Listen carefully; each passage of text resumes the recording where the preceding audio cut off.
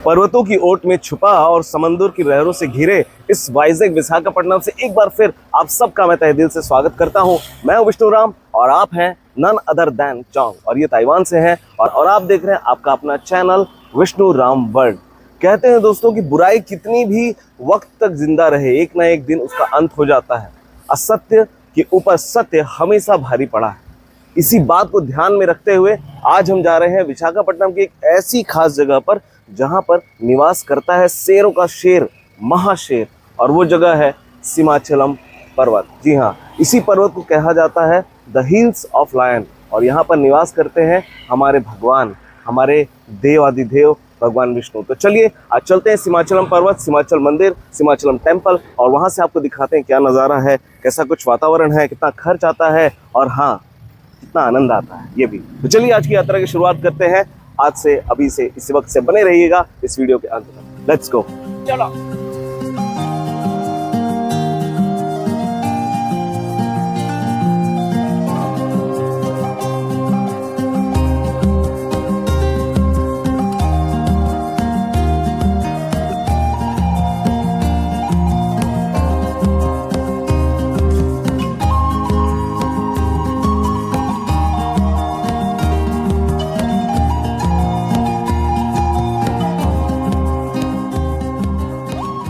तो दोस्तों आज के दिन की शुरुआत करने के लिए हमने कुछ ऐसा सोचा कि हम सबसे पहले सिमाचलम मंदिर जाएंगे, उसके बाद ही कहीं जाएंगे।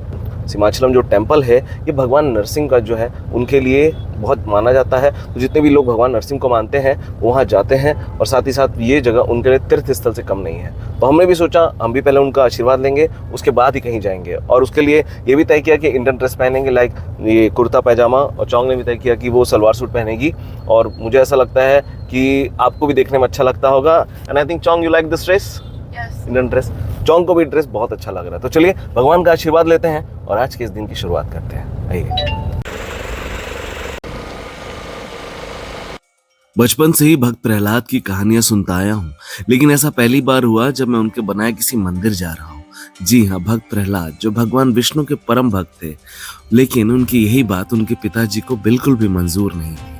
उनके पिता ने उन्हें बहुत रोकने का और ये कहने का प्रयास किया कि तुम भगवान विष्णु की भक्ति छोड़ दो, लेकिन भक्त प्रहलाद मानने को तैयार ही नहीं थे। उन्होंने हर क्षण हर पल भगवान विष्णु की उपासना करी, लेकिन एक रोज उनके पिता उन पर बहुत ज्यादा गुस्सा हुए और उन्हें तरह तरह से मारने का प्रयास किया। हर ढंग से कई बार प्रयास करने के बाद भी वो विफल हुए। भगवान विष्णु ने हर पल अपने भक्त प्रहलाद की रक्षा करी और बता दिया कि मैं हर उस भक्त के साथ हूँ जो मेरी उपासना करते हैं। लेकिन एक दिन हिरण्यकश्यप ने अति कर दी तो भगवान ने नरसिंह का अवतार लिया और हिरण्यकश्यप का वध कर दिया। फिर क्या था, उसी दिन के बाद से ये जो मंदिर आप देख रहे हैं भगवान विष्णु और भक्त प्रहलाद की कहानी कहता है। ये है श्री वराह लक्ष्मी नरसिंह मंदिर सिमाचलम। जी हाँ, आज हम जिस पर्वत से होकर जा रहे हैं ये वही पर्वत है जिसका नाम है सिमाचलम पर्वत।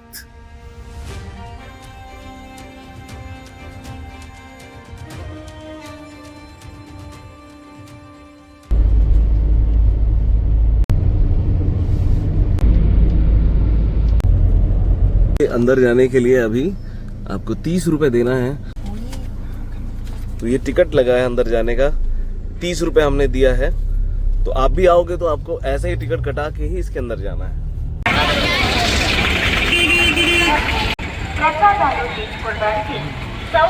सिमाचलम टेम्पल जाने के लिए आपको तरह तरह के साधन मिलेंगे, लेकिन यहाँ पर चूंकि पहाड़ियाँ बहुत ऊंची हैं तो टेम्पू, ई रिक्शा, ये बाकी चीजें नीचे ही रुक जाती हैं।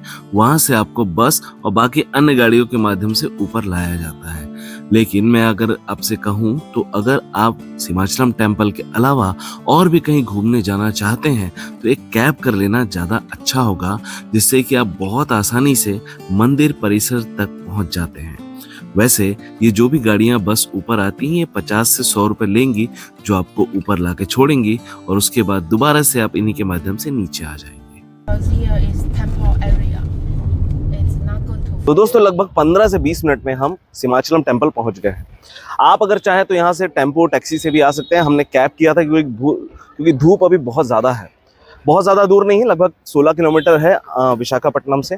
तो अभी फ़िलहाल अंदर चलते हैं। अंदर मोबाइल कैमरा अलाउड नहीं है, तो पहले इसे रखेंगे, टिकट लेंगे, कौन सी टिकट लिया मैंने, क्या कुछ किया, ये सब कुछ थोड़ी देर में आपको बताता हूँ। फिलहाल हम इसके अंदर चलते हैं, मोबाइल रखते हैं और फिर दर्शन करते हैं।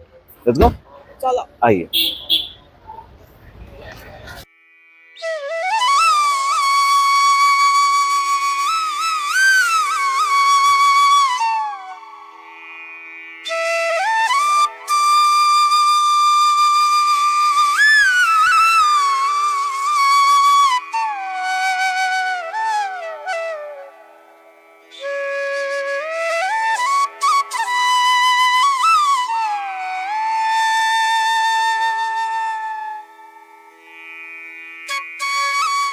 ये हमारे कुछ दोस्त मिले हैं जो हमारा चैनल भी देखते हैं, और ये भैया छत्तीसगढ़ से हैं, ये उड़ीसा से हैं, और हमें इनसे मिलकर बहुत ही अच्छा लगा। इन्होंने भगवान के दर्शन कर लिए हैं, नरसिम्हा जी के। चलिए हम भी करते हैं और बताते हैं आपको हमें कैसा अनुभव हुआ। चले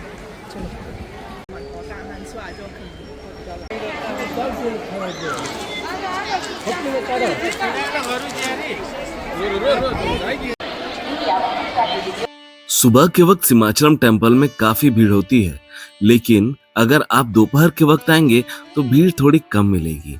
और हाँ, अगर आप लाइन से बचना चाहते हैं तो यहाँ पर आप वीआईपी दर्शन भी कर सकते हैं, जिसके लगभग 300 रुपए देना होता है। इसके साथ 200 और 100 रुपए की लाइनें भी आप लगा सकते हैं।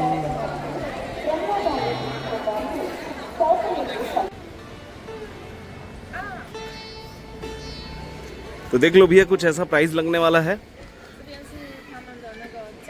दोस्तों फाइनली हमने कुछ 600 रुपये पे किए हैं, 300 रुपये ईच के हिसाब से, और हम अभी अंदर जा रहे हैं मंदिर के। ये हमने इसलिए पे किया है क्योंकि मैं भी कंफ्यूज था, कभी मैंने ऐसे दर्शन किया नहीं है जिसे वीआईपी दर्शन कहते हैं। मैं फील करना चाहता हूँ कि वाकई वीआईपी दर्शन में और नॉर्मल दर्शन में क्या फ़र्क होता है, वाकई भगवान को दूर से देखना और पास से देखने में कितना अंतर आता है। And Chong also wanted to see like this, and we decided we will go and pay first and then we will see. आज भीड़ भी है, तो चलिए अंदर जाते हैं और आपको बताते हैं कि वीआईपी दर्शन करने में क्या महसूस हुआ मुझे। आइए चलो। एक कहानी के अनुसार जब भगवान विष्णु ने वराह नरसिंह अवतार लिया, तब हिरण्यकश्यप को मारने के बाद भी उनका गुस्सा शांत नहीं हुआ। उस वक्त भक्त प्रहलाद ने भगवान को शांत कराया और इसी जगह पर उनकी मूर्ति स्थापित करी और ये मंदिर बनवाया। एक और मान्यता इस जगह के बारे में है। कहते हैं कि एक बार ऋषि पुरूरवा आसमान के मार्ग से जा रहे थे, तभी उनका विमान क्षतिग्रस्त हो जाता है और इस जगह गिर जाता है। जब वो नीचे आते हैं तो देखते हैं कि भगवान की एक मूर्ति उन्हें मिलती है। तभी आकाशवाणी होती है कि आप इसे मूर्ति को तत्काल एक मंदिर में स्थापित करें, साथ ही साथ इसे चारों तरफ से चंदन से लपेट दें। बस उसी दिन से नरसिम्हा जी की ये मूर्ति चंदन के लेप से लपेट कर रखी जाती है और सिर्फ अक्षय तृतीया के दिन ही उन्हें इस चंदन के लपेट से बाहर निकाला जाता है। कहते हैं कि भगवान का आवेग इतना ज्यादा होता है कि उन्हें ठंडा रखना बहुत ज्यादा आवश्यक होता है, इसीलिए उन्हें चंदन के लेप से लपेट कर रखा जाता है। अक्षय तृतीया के दिन यहाँ बहुत भीड़ होती है। ये जो टेम्पल है भगवान विष्णु को समर्पित है। मैं बचपन से प्रहलाद की कहानियां सुनता आता था और मैं यही सोचता था कि आखिर कब किसी ऐसी जगह जाऊंगा जो उनसे जुड़ा होगा। आज पहली बार जीवन में मुझे भगवान नरसिम्हा के साक्षात दर्शन होने वाले हैं। साथ ही साथ प्रहलाद जी की जो जीवन कथा है, भक्त प्रहलाद जी की, वो आज पूरे मेरे दिमाग में चल रही है। तो चलिए पहले अंदर चलते हैं और फिर आपको बताते हैं हमारा अनुभव कैसा रहा है। चले?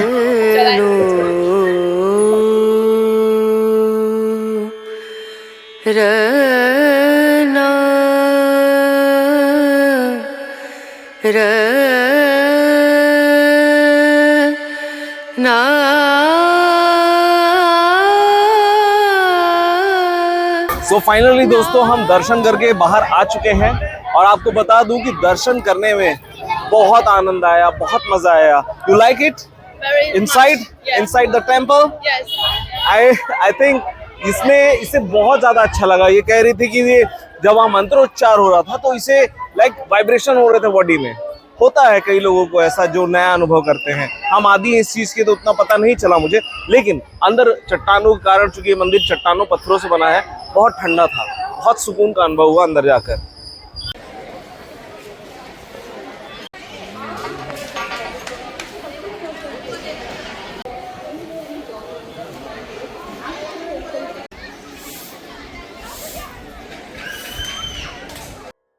मंदिर का परिक्षेत्र बहुत बड़ा है, साथ ही साथ यहाँ पर जो प्रांगण है वो भी बहुत बड़ा है। और हाँ, यहाँ एक और बात बता दूं आपको कि जब भी आप यहाँ आएंगे तो याद रखिए यहाँ पर लड्डू और साथ ही साथ चावल का प्रसाद आप घर ले जा सकते हैं। 10 रुपए में एक लड्डू मिलती है, साथ ही साथ चावल का 20 या 30 रुपए लेते हैं। तो मैं आपसे इतना ही कहूंगा कि जब भी आप यहाँ आए प्रसाद घर लेकर जरूर जाइएगा। और एक बात, यहाँ पर पास में ही आपको अन्न प्रसाद भी मिलता है, मतलब यहाँ पर आप भोजन भी कर सकते हैं, जो कि हम नहीं कर पाए क्योंकि हम लेट हो गए थे। ये है अन्न प्रसादम भवन। 2:30 बजे अन्न प्रसाद जैसा मुझे बताया गया है यहाँ पर क्लोज हो जाता है। तो अगर आप यहाँ आ रहे हैं तो 2:30 बजे से पहले दिन में आप यहाँ पे अन्न प्रसाद भी ले सकते हैं, जो कि बिल्कुल फ्री मुफ्त सेवा है। आप भगवान का प्रसाद भी ग्रहण कर सकते हैं। अगर आपको भूख लगी है तो यहाँ ज़रूर जाइएगा, पर हाँ 2:30 बजे से पहले। हम लेट हो चुके हैं तो हमने अन्न प्रसाद नहीं लिया, आगे जा रहे हैं। सच कहूँ तो विशाखापट्टनम की इस धरती पर आकर मैं धन्य हुआ, क्योंकि मैंने जीवन में पहली बार भक्त प्रहलाद और भगवान विष्णु के नरसिंह अवतार का ये मंदिर में दर्शन किया। और हाँ, बचपन की मेरी जितनी यादें थी ना, एक बार फिर से भक्त प्रहलाद के लिए ताजी हो गई हैं। बात जो भी हो, आप यहाँ आए तो यहाँ दर्शन जरूर करिएगा। श्री वरहालक्ष्मी नरसिम्हा टेम्पल विशाखापट्टनम से और इस खूबसूरत से सीमाचलम टेम्पल से मैं आपको जो कुछ मुझे अच्छा लगा मैंने आपको शेयर किया, और आशा करता हूँ कि इस जगह की भव्यता, सौम्यता, इस जगह ने जो हमें सिखाया है उससे हम कुछ ना कुछ ज़रूर सीखेंगे। आज का ब्लॉग मैं यहीं ख़त्म करूं, उससे पहले मैं आपको बता दूं कि अगर आप विशाखापट्टनम आ रहे हैं तो प्लीज़ सीमाचलम टेम्पल ज़रूर आइएगा, हमें बहुत बहुत अच्छा लगा। और हाँ, अगर आपको मेरा काम, मेरी मेहनत थोड़ी भी लगी होगी कि मैंने कुछ अच्छा किया है, अगर आपको पसंद आए तो प्लीज़ इसे लाइक करिएगा, शेयर करिएगा और मेरे चैनल को सब्सक्राइब भी कीजिएगा। मिलता हूँ एक नए ब्लॉग के साथ, एक नई जानकारी के साथ और एक नए सफ़र के साथ। तब तक अपना बहुत सारा ध्यान रखिएगा। बाय।